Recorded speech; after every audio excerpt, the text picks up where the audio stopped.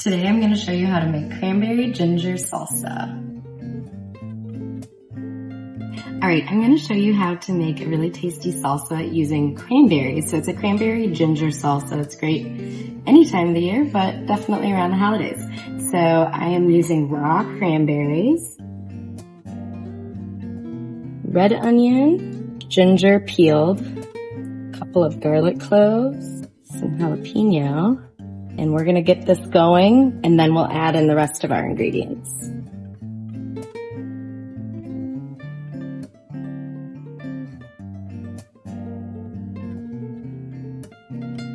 Add in some salt. This is gonna need a decent amount of sugar because of how sour our cranberries are and how spicy some of our other ingredients are. Some fresh lime juice, just a little bit of ground cumin, and some fresh cilantro.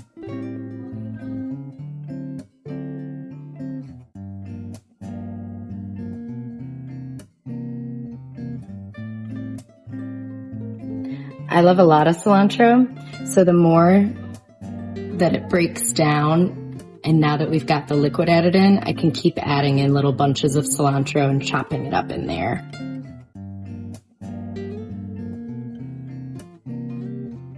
This looks perfect.